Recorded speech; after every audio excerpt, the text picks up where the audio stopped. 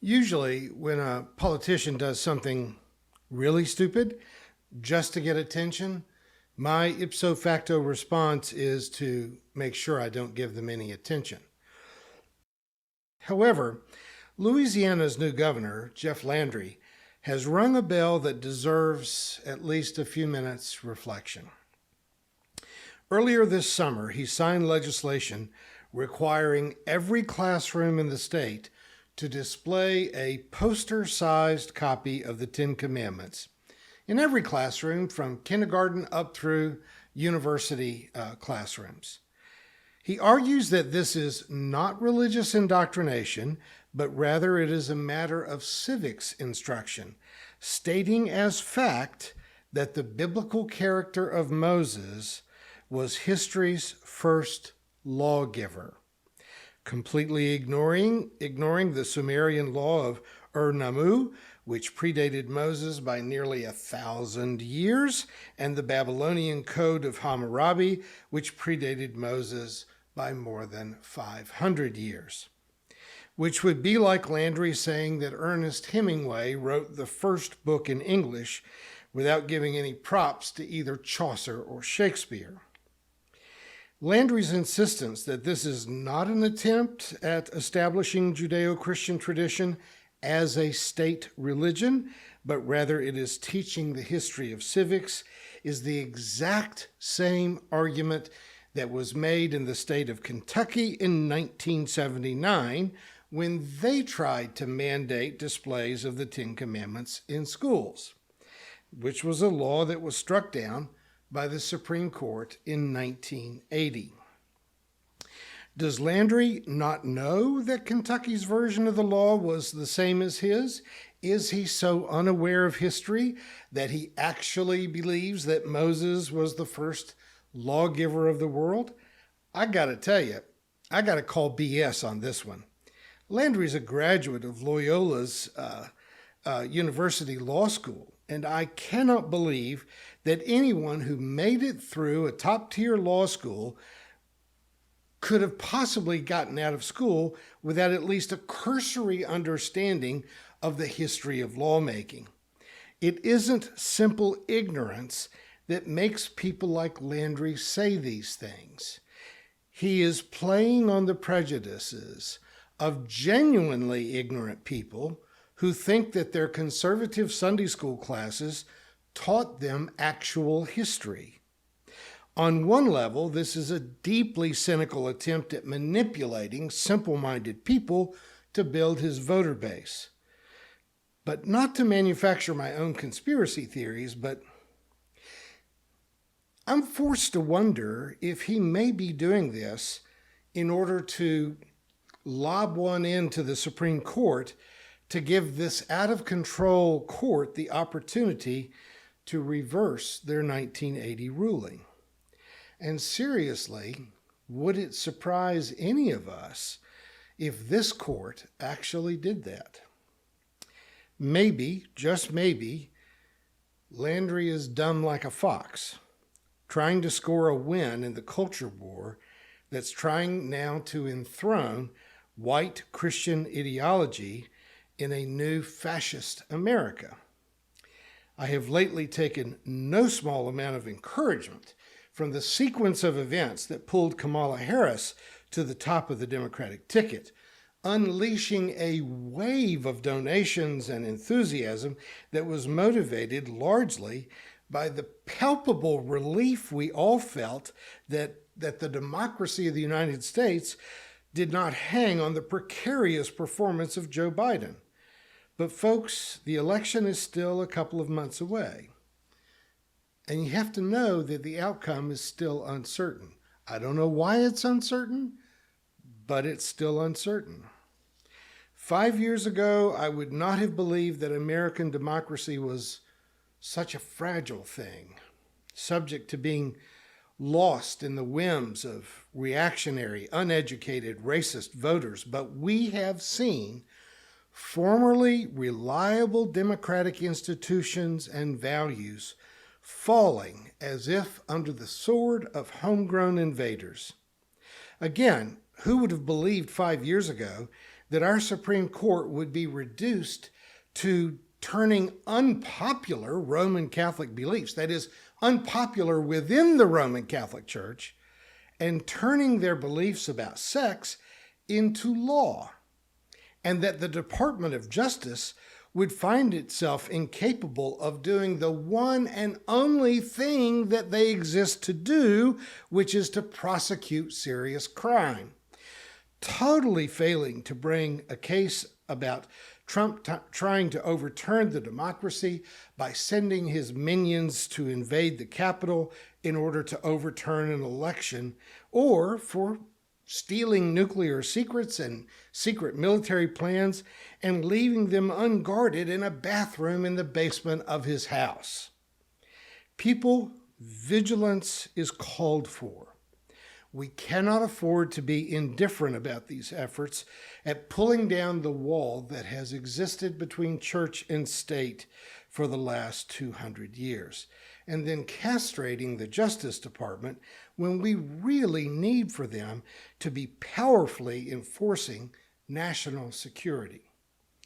But all of that being said in terms of national politics, pastorally, and remember, I am a pastor, I also have to wonder why conservative Christians would ever make the Ten Commandments the foundation stone of their revolution, rather than the more obvious Christian values articulated in the Beatitudes found in the 5th chapter of Matthew's Gospel.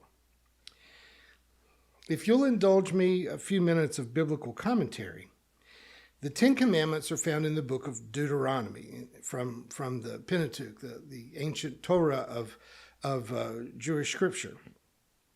Deuteronomy is a book that is organized around 5 sermons said to have been delivered by Moses during the Hebrew exodus from Egypt.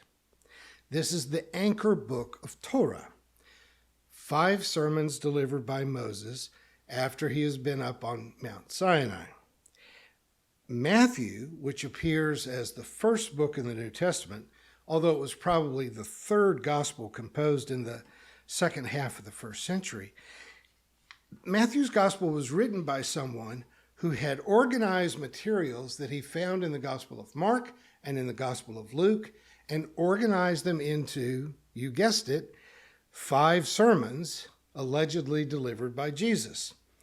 Most of the Beatitudes can be found in rather less overtly religious form in the Gospel of Luke, but in Luke they're delivered in a sermon on a plain. Matthew sets this up on a mountain to imitate Mount Sinai.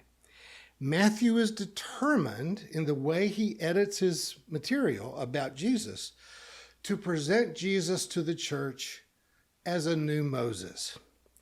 He includes many more quotes from the Hebrew Bible than the other gospel writers, and his echoes of the Moses story are, if you are at all in tune to the Torah, the references to Moses are unmistakable.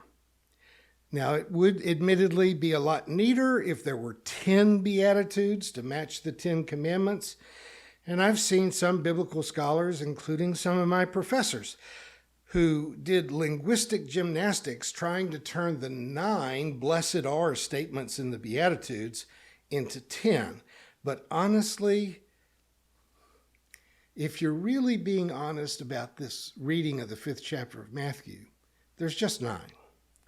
Again, not to go too deep into the woods, but biblical scholars say that we see at least 5 layers of editing in the version of Matthew that's in our Bibles today. I can't prove it, but my own belief is that the first author of Matthew probably did have 10 Beatitudes in the original version, and one of them must have ended up on the cutting room floor of some later editor.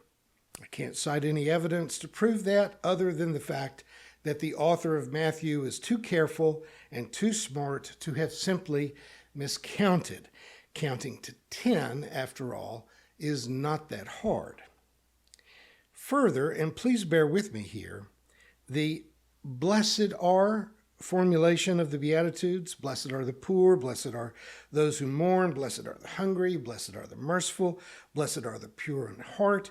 This is a way in which Matthew presents Jesus as if he is speaking these things into reality, because they're not observations, are they?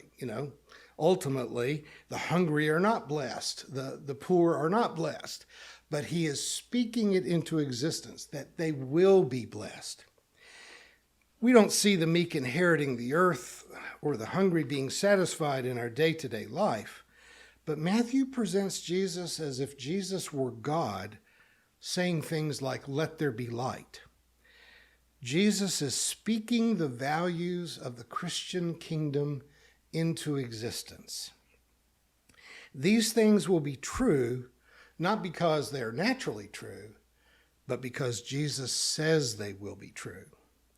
Now, why would any modern Christian be spouting off about the 10 Commandments, thou shalt not murder, thou shalt not commit adultery, thou shalt not covet thy neighbor's stuff, when they have this much more rich and more morally relevant set of Beatitudes right in the opening chapters of the New Testament? No one less than the popular fiction novelist Kurt Vonnegut commented on the irony of conservative Christians insisting on public displays of the 10 Commandments rather than ever asking that the Beatitudes be published in public. Vonnegut comes off as being generally irreverent, but, I don't know if it's historically relevant, but his son actually majored in religion in college, and he occasionally worked as a freelance minister and did weddings for friends. So maybe Kurt Vonnegut was a little deeper read into matters of Christian thought than his novels might indicate. But whether this is accidental or informed, he hits on a very valid point. He published this observation in a collection of essays in 2005, just a couple of years before his death, in a book that he considered to be his magnum opus of critical observations about American culture. It is a challenge that certainly deserves to be raised. Jesus, as presented in the Gospels, was concerned about the suffering of the poor. He was the teacher of radical compassion towards those who were grief-stricken, rather than the much more legal concerns of the 10 Commandments that forbid adultery, stealing, and murder. A kindergartner might understand a commandment to be concerned about people who are hungry. But what will a 5-year-old think about a commandment not to covet his neighbor's wife? Clearly, what is disappointing about conservative Christian activists to me is how little of Christianity seems to appear in their political agenda, and how much they use the 10 Commandments as a stone to be thrown at secular society. It's more of an appeal to the supremacy of their religion over alternative religious traditions, which are, in fact, growing in number as America becomes more diverse. What I believe conservatives are really reacting to is the very real and rapid decline in the percentage of Americans who identify as being Christians, especially among the Protestant denominations that have declined by 28% between 2003 and 2017, just 14 years, declined at a rate of 2% a year. That is a rate of decline that is faster than the demise of Bed Bath & Beyond, Sears, and Red Lobster, with extinction as a very real threat. Since the changes ushered in during the pandemic years, Americans who claim no religious affiliation at all has grown to be larger than any single Christian denomination, more than Baptists, more than Assemblies of God, and I think now more than Catholics. I'm no religious Nostradamus, but I believe that those who identify with none of the above, those numbers are going to continue to grow. Now, the numbers of Catholic Americans there are has been buoyed up by immigration out of Latin America, but as most alternative religions are also tethered to immigration, The more diverse our nation becomes, the smaller the number of Christians there will be. Conservatives have comfortably believed that the United States was, by some kind of default, a Christian nation, which it certainly never was. At the time our Constitution was signed, fewer than 3% of Americans went to church at all. We were not established as a Christian nation. But in those early post-World War II years, churches grew. They blew up in size, and Christianity was undeniably dominant. Still is numerically, but the sun is setting on that situation, and they mistakenly believe that they can somehow bring back the late 1940s by force. But that is not how religion ever works. This is similar to their howling about the decision to remove teacher-led prayer from public schools in the Engel versus Vitale case that the Supreme Court decided in 1962. Now, it so happens that I started school in 1962, and I can remember our Southern Baptist first grade teacher, Mrs. Allen, leading us at the start of each day in a recitation of a pledge of allegiance to the flag. Then she had a devotional reading from the Bible, and then she led us in prayer. But on Mondays, she asked for those of us who had gone to church the day before to stand, and then to remain standing if we had also gone to Sunday school on Sunday. At which time, the two Catholic kids in the class started crying every single Monday because Catholics don't have Sunday school. Mrs. Allen was allowed to torture kids for being Catholic every single week of 1962, and you could only imagine what sordid punishments might have come out of her hard little Southern Baptist heart if we had had any Jewish or Muslim kids in Glasgow, Kentucky in 1962. To be clear, the Ingalls versus Vitale case did not prohibit prayer in public schools. Kids are still free to pray before their meals, they pray at baseball games, and surely there are many prayers going up before every test. It was just that the teacher couldn't lead a prayer or a biblical devotion. The state could not sanction religious indoctrination of children in public schools. Now, very recent Supreme Court decisions seem to be holding the door open to actually reversing the Ingalls versus Vitale case. But conservatives are going to be surprised to learn that there is not a Southern Baptist Mrs. Allen in all of our elementary classrooms anymore. School teachers are not reliably Baptist or Methodist or Presbyterian, and they are in fact much more likely to be agnostic or atheist, but they just might be Muslim or Jewish or Hindu or Buddhist. Can you just hear the school board controversy arising out of someone doing a devotional reading out of the Bhagavad Gita every morning in rural Kentucky? While I'm encouraging all of my progressive viewers to be vigilant and to stand up to these reactionary reforms, it also deserves to be pointed out that conversions at the tip of a spear rarely work out very well, even if the spear is just state-sponsored propaganda. Reversing Roe v. Wade 2 years ago may have warmed the heart of the Pope in the Vatican, but it turned armies of women against the Republican Party, which is leading attempts at making The Handmaid's Tale come true. It is, after all, 2024. It is time for critical thinking skills to replace magical thinking. This is an age of reason, which must reject deceptive propaganda and either see the churches transformed into places that encourage compassion, where the poor and those who mourn are blessed, or those churches need to be emptied and turned into something more useful, like parking lots or community gardens. You may think that this is just my opinion, but I'm pretty sure this time that I'm right. Thank you for watching our videos. We are entirely dependent on the donations of our listeners and members. We hope that you find this content to be important enough to help us to keep offering these videos to the public at no charge by becoming a regular contributor. Please click on the donate button on our website at www.spfccc.org. Thank you for your support of progressive religious programming.